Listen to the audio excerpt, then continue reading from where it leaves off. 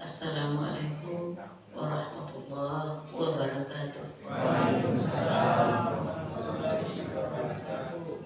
Alhamdulillahilladzi amarna bi siyami Ramadan wa nahana an ittiba'i khutuwati syaitan. Asyhadu an la ilaha illallah wahdahu la syarikalah wa asyhadu anna Muhammadan abduhu wa rasuluh la nabiyya ba'da, amma ba'du.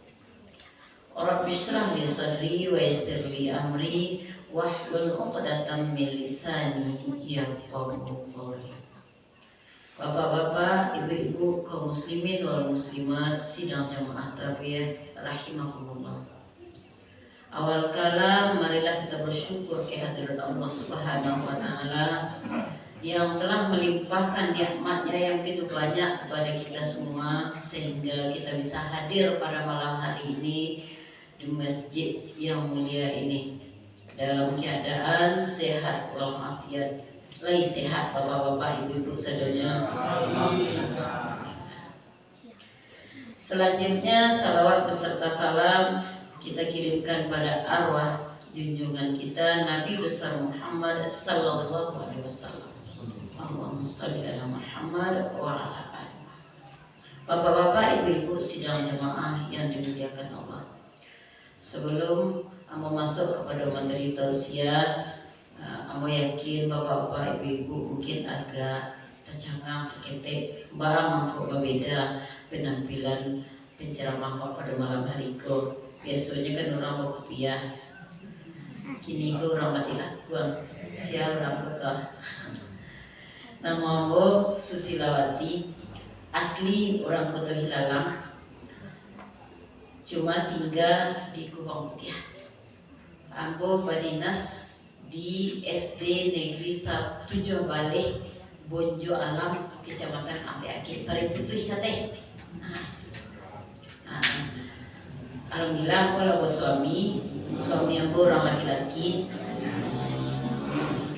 Beliau sama-sama rekan seperjuangan. Kami menikah dulu sama-sama honor, kemudian sama-sama pula guru bantu, kemudian sama-sama pula PNS. Kami menikah tahun 1999. Alhamdulillah Allah lagi 3 orang titipan. Yang pertama 25 tahun Allah menikah, dan kedua 22 tahun. Yang pertama pada usia, yang kedua laki-laki dalam tahap penyelesaian kuliah di UIN Batu Sangkar. Yang ketiga yang paling ketek itu di tamat SMK pada tahun kini. Kebetulan mengikuti perjalanan aku pada malam hari kan. Sekedar perkenalan barangkali cukupkan demikian. Tausiah yang akan aku sampaikan pada malam hari ke berjudul Mencari Bahagia. Bahagia adalah sesuatu yang diinginkan oleh manusia. Semua manusia ingin bahagia, semua manusia mencari bahagia. Tapi sayangnya tidak semua manusia yang bisa bertemu bahagia. Bang tidak sado manusia yang bisa bertemu bahagia. Dek karena tidak sado manusia yang tahu apa arti bahagia dan di mana letak bahagia. Makanya tidak kunjung bahagia. Sebenarnya apa arti bahagia? Bahagia itu artinya hati senang, pikiran senang. Kalau hati awak senang, pikiran awak tenang, apapun keadaan awak kini awak namanya lah bahagia. Ada pula manusia yang mikir orang yang bahagia itu adalah orang yang gapuk badannya. Deknya gapuk badannya menjelah bahagia kini. Apakah ya orang gapuk badannya orang yang bahagia? Belum tentu. Ada sebagian orang yang gapuk itu orang bahagia, tapi ada pula orang gapuk dan tidak bahagia. Artinya orang gapuk ketika duduk kata-katanya marah-marah. Anak dia orang balik badannya kan. Tandanya orang gapuk, bukan orang bahagia. Sudah ada pula yang mengejar orang yang bahagia itu adalah orang yang berpangkat tinggi. Lah jadi kepalanya, lah jadi pimpinan, lah jadi bos, jadi direktur. Wah kecilnya lah bahagia, pangkatnya lah tinggi, kininya lah bahagia. Apakah orang berpangkat tinggi senang bahagia? Belum tentu. Zaman kini ada sebuah penyakit namanya insomnia. Insomnia itu penyakit susah tidur. Itu penyakit yang kebanyakan diidapkan oleh orang-orang berpangkat tinggi. Orang lama karuas pilih yang hanya mencelang-celang amuh mataku lalu, amuh mataku lalu. Tandanya orang berpangkat tinggi bukan orang yang bahagia. Awak mengizin orang pangkat tinggi itu orang bahagia. Bangga susah matanya lalu orang berpangkat tinggi itu karena pikirannya banyak. Coba awak yang gak berpangkat tinggi kok matamu ratakan tua. Bahkan sedang mau berceramah pun ada yang tekan tua. Ada yang tekan tua apa-apa ibu-ibu. Lain. Sudah tuh ada pula yang mengejek orang yang bahagia adalah orang yang banyak anak, banyak harta, banyak anaknya hebat-hebat, santiang-santiang. Di kuliahnya tinggi-tinggi, kemudian karajo gaji berjuta, dikirimnya tiap bulan ranggainya peti balanjo. Rasa mulai orang pensiun. Awak tak pegawai tapi bantu orang pegawai nanti mau pensiun. Lah bahagia na ibu teh. Bahagia na pak tu mana mau kiriman taruh dari anak. Apa kau orang itu na bahagia? Belum tentu. Kadang-kadang orang tu mengharapkan kehadiran anaknya lagi. Tapi anak tadi tak kabeh juga raju. Tandanya orang yang banyak anak belum tentu orang yang bahagia. Banyak yang menginjil orang yang bahagia adalah orang yang banyak harta, banyak pitihnya, banyak amihnya, rancak rumahnya, gagah otonya. Wah kecian itu orang bahagia. Belum tentu orang berharta, orang kaya dengan bahagia. Orang bahagia itu biasanya bisa dicari dari romannya. Murah senyum, murah galak, tandanya bahagia. Awak cari orang kaya-kaya gini banyak yang jarang senyum. Nyok kayu pitinya banyak tapi kanyangnya kerinyu sekali. Tandanya indah bahagia. Dalam surat Al-Anfal ayat 28 Allah telah berfirman, Bismillahirrahmanirrahim. Wa'lamu annama amwalukum wa auladukum fitnah. Ketahuilah olehmu bahwasanya hartamu dan anak-anakmu adalah ujian bagimu. Wa anna Allaha 'indahu ajrun 'azim, dan bahwasanya di sisi Allah ada pahala yang besar. Anak jaharato itu ujian. Kalau layu kendalikan harato, kendalikan anak sesuai dengan apa yang Allah ajarkan di dalam kitab Al-Quranul Karim, ia lebih bahagia sebab pahala yang besar menanti. Kalau tidak terkendalikan anak, tidak terkendalikan harato, awak pun akan tetap tidak bahagia. Bapak Ibu sidang jamaah yang berbahagia, lalu siapa sebenarnya manusia yang bahagia? Manusia yang benar-benar bahagia Allah jelaskan dalam surat Ali Imran 112. Bismillahirrahmanirrahim. Duribat 'alaihimudz zillatu aynama thuqifu illa bihablim minallah. Ditimpakan rasa ketidakbahagiaan kepada mereka manusia di mana saja mereka berada, kecuali orang-orang yang dekat hubungannya dengan Allah. Kalau dekat hubungan dengan Allah, you bisa bahagia. Kalau jauh hubungan dengan Allah, maka tidak akan pernah merasa bahagia. Ikunya kunci pokoknya kebahagiaan. Jadi orang bahagia hanyalah orang-orang yang dekat hubungannya dengan Allah. Apa tandanya orang mendaki hubungannya dengan Allah? Dan pertamanya selalu menghadirkan Allah di hatinya. Setiap hari, setiap dia siang, dia malamnya selalu ingat Allah. Dia petang, dia paginya selalu ingat Allah. Tidak pernah Allah kau lepas dari ingatannya. Tidak pernah Allah kau hilang dari hatinya. Dia selalu ingat Allah. Setiap jam dia ingat Allah, setiap menit ingat Allah, setiap detik ingat Allah, bahkan dalam setiap detak jantung, dalam setiap denyut nadinya selalu ingat Allah. Itulah orang yang bahagia. Allah kalau selalu ingat Allah, maka jalan akan selalu tertuntun di jalan lurus, di jalanan lurus. Itu yang membuat hati bahagia, hati senang, pikiran tenang. Yang membuat bahagia apa? Dia hidup berlumur dosa. Orang kalau sudah selalu ingat Allah, maka lisannya tidak mau asal-asal bicara, tidak mau mengecek semua-sembarang. Bangun jam murah, masuk, madu domba, segala macam, menyakiti orang, tidak mau. Sebabnya selalu ingat Allah, Allah ada di hatinya. Itu orang yang bahagia.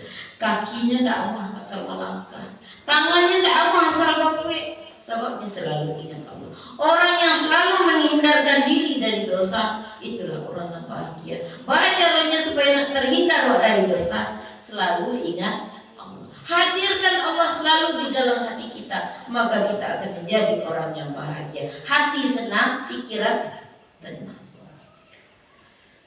Yang kedua, cara supaya kita dekat dengan Allah, hindari waktu luang. Jangan sampai ada waktu luang sehingga gunakan untuk sesuatu yang bernilai sia-sia. Isilah waktu yang disediakan oleh Allah dengan amal soleh. Karajo itu yang bermanfaat sajalah, mengicik itu yang bermanfaat saja. Selainnya jangan sampai dilakukan. Jangan sampai orang cendek hilang bahkan ke karajo. Cari karajo yang bermanfaat. Sadonya itu bernilai pahala. Syaratnya awali dengan bismillah. Kecil Nabi, kullu amrin dzibalin la yubda fihi bismillahirrahmanirrahim fahuwa afta. Setiap perbuatan baik kalau tidak diawali dengan bismillahirrahmanirrahim, terputuslah hubungannya dengan Allah. Tidak ada artinya apa karajo memasak, tidak ada artinya bersih rumah, tidak ada artinya melayani suami, tidak ada artinya mencari juga istri dan anak-anak, tidak ada artinya kalau tidak diawali dengan bismillah. Hindari waktu luang karajuan. Kita bisa membuahkan manfaat kepada diri sendiri, bermanfaat untuk keluarga, bermanfaat untuk orang banyak. Orang yang menghindari waktu luang akan selalu mengisi waktunya dengan kesibukan yang bernilai amal soleh. Orang kalau sibuk aja amal soleh, maka jiwanya akan jernih, hatinya akan merasa. Itu yang membuatnya bahagia, hatinya senang, pikirannya tenang.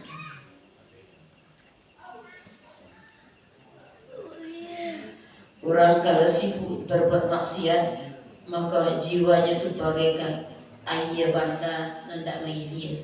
Ayah banda tapako itu pak ayahnya karut hitam banyak muak sumber penyakit. Orang kalau banyak mana mengecek berbuat sesuatu yang tidak bermanfaat, makanya itu sumber penyakit di tengah-tengah pergaulan. Cobalah sibukkan diri dengan amal soleh sama aja ya banda yang makin lama makin jadian, makin lama makin berhasil. Ya tidak bayur.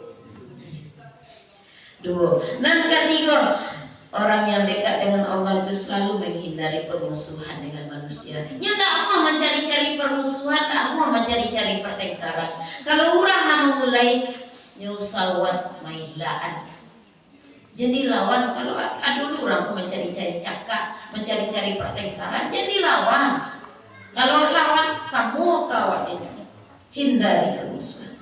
Kecil Abu Bakar, orang mukmin itu jiwanya manis, persis seperti buah pawon dan batang pawon yang tumbuh di tepi jalan. Bayangkan batang pawon tumbuh tepi jalan, buahnya lapik, di pungkangnya di anak-anak aja batu, di bayinya di buah pawon tadi buah yang manis. Artinya apa? Orang beriman tuh tak pernah membalas kejahatan dengan kejahatan, hanya membalas kejahatan dengan kebaikan. Jahit orang awak elok jo, baik dari orang nan awak manigo, dibayar orang awak juga tua baiknya jo,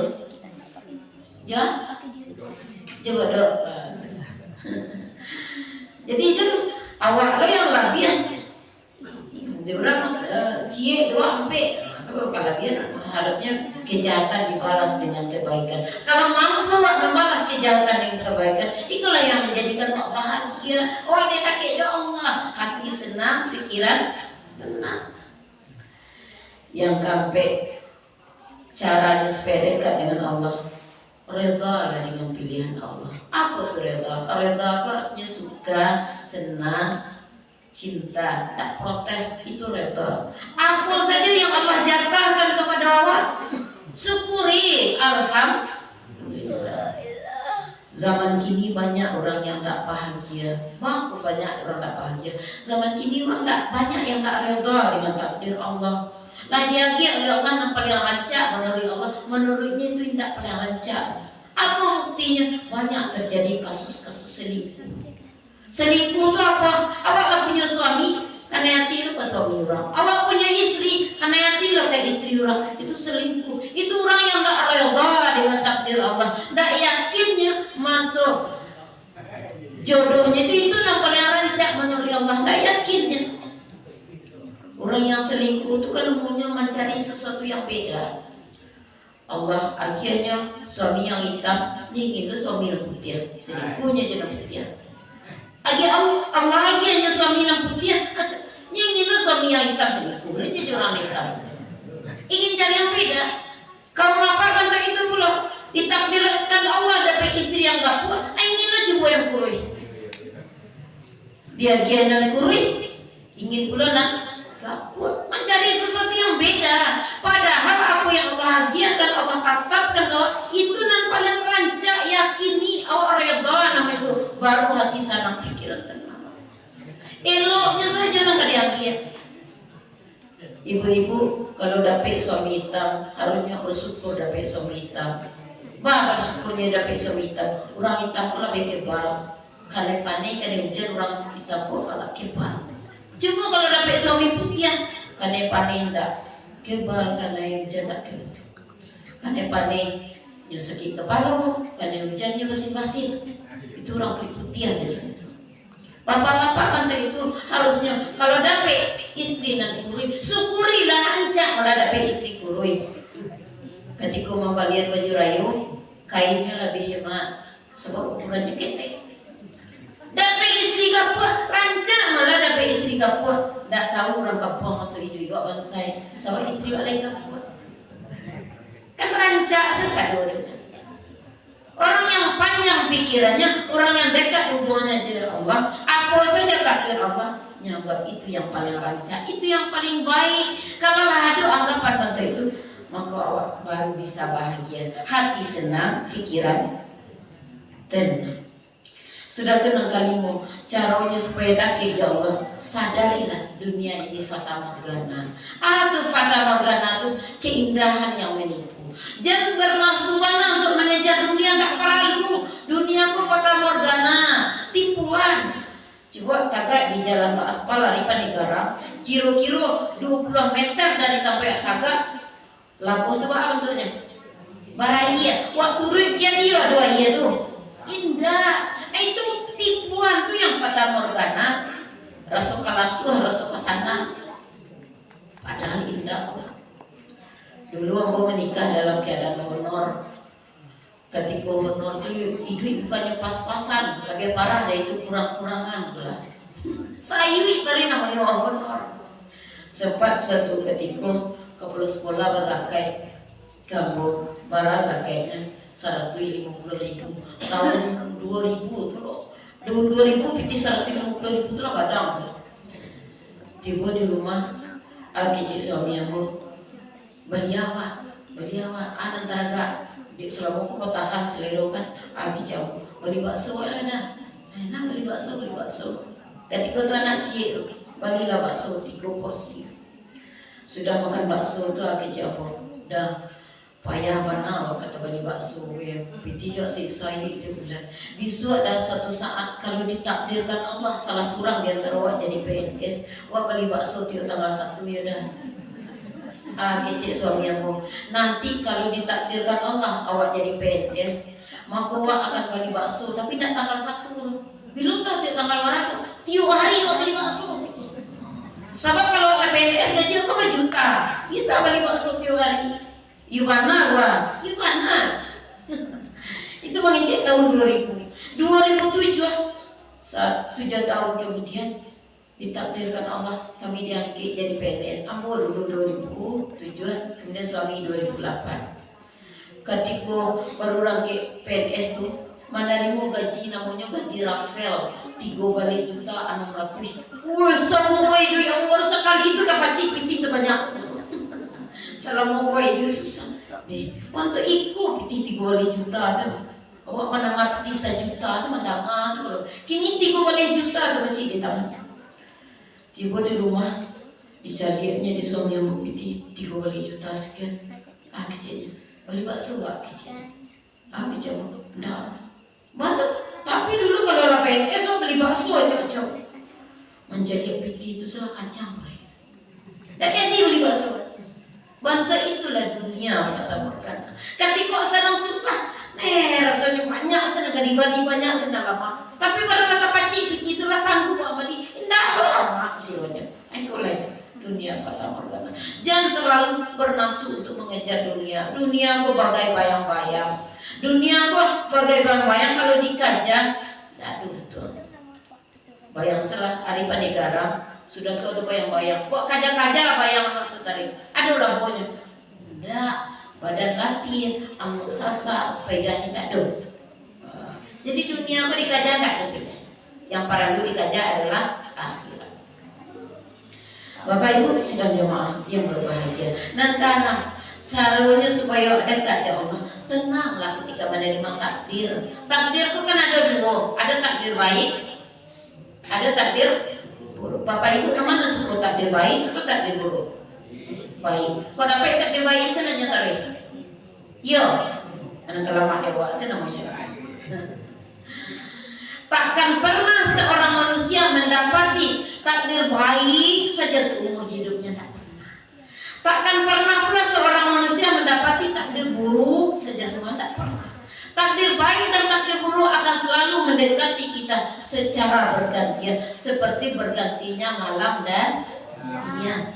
Dalam surat Ali Imran 190, Bismillahirrahmanirrahim. Inna fi khalqis samawati wal ardh, sesungguhnya pada penciptaan langit dan bumi, wakhtilafil laili wan nahar, dan pertukaran malam dan siang, la ayatil liulil albab, terdapat tanda-tanda kebesaran Allah bagi orang-orang yang berfikir. Susah di sana akan selalu bergantian. Bersabarlah ketika susah, bersyukurlah ketika senang. Ketika senang, bayang saya sanang tuh ibaratnya hari siang. Habis siang pasti juga menggali kalam bareng. Ketika masa susah, anggap saja tuh ketika tua sedang dalam waktu malam, lari malam, subuh pasti akan datang menjelang. Waktu itu saya ikut taruhnya waktu itu saya. Jadi jangan pernah marah-marah ketika susah, jangan perlu pongah, jangan perlu sombong ketika sana. Sadari masa hidup kok diputarnya oleh Allah. Susah dan senang selalu akan datang secara bergantian. Banyak manusia yang tidak tenang ketika menerima takdir. Ketika senang dia sombong, ketika susah dia maju-maju. Dalam surah Al-Ma'arij ayat 19 sampai 25, Bismillahirrahmanirrahim.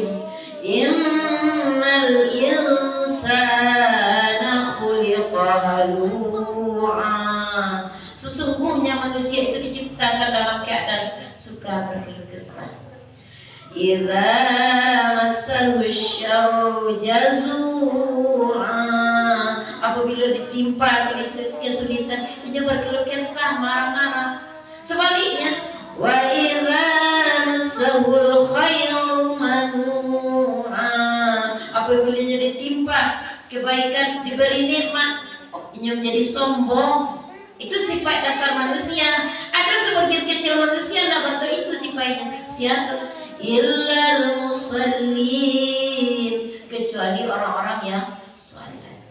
Alladzina hum an salatihim daimun, orang-orang yang dalam salat mereka tetap istiqomahnya salatnya. Salatnya di awal, waktu. Nah, itu biasanya tenang orang tuh menerima takdir.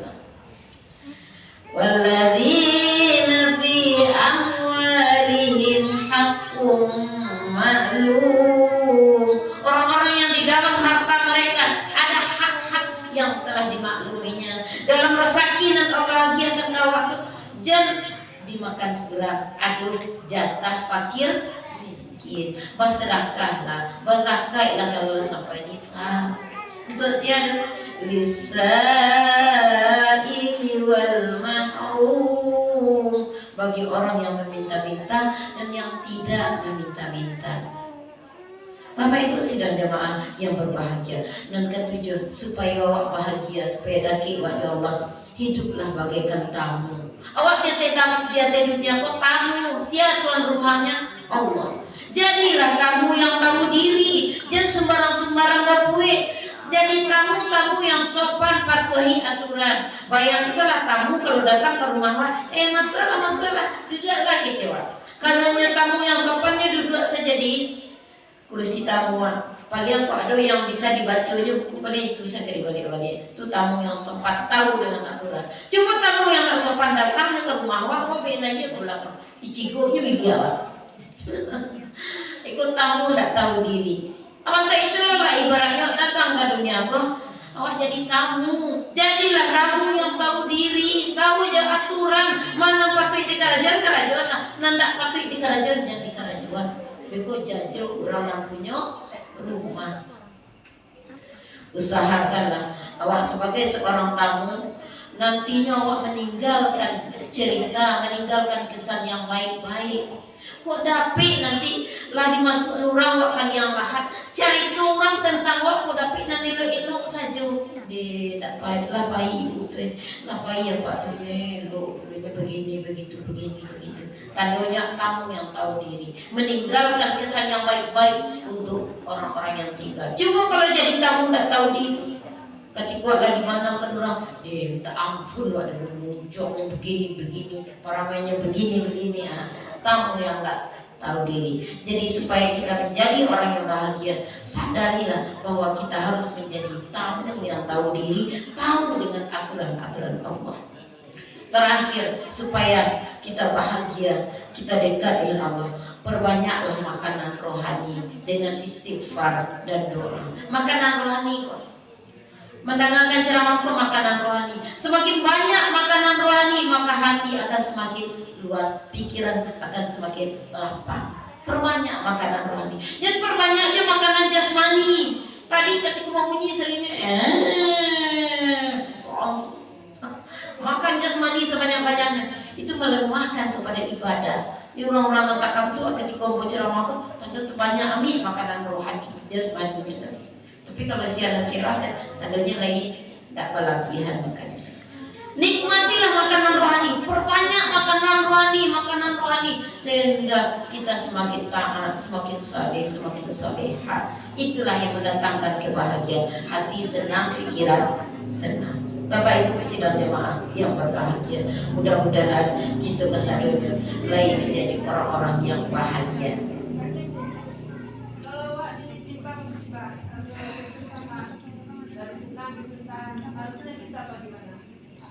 Ketika ditimpa kesusahan, ya.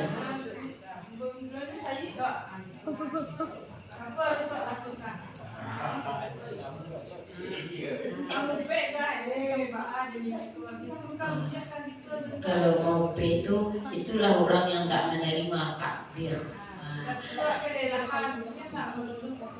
Tidak boleh minum. Oh, kalau latihan lelah istirahat saja, ya, berdosa. Lelah kok kemudian kok sakit kan, sehingga awak menjadi lemah jiwa awak jadinya, tak rancak mengeluh. Jadi kalau kesusahan itu di dalam kesusahan itu apa yang harus kalau butuh istirahat, kemudian perbanyak. Oh gitu, ya tentang kesusahan hidup banyaklah berbicara, banyaklah mengadu kepada Allah. Jangan terlalu banyak curhat mengadu kepada manusia.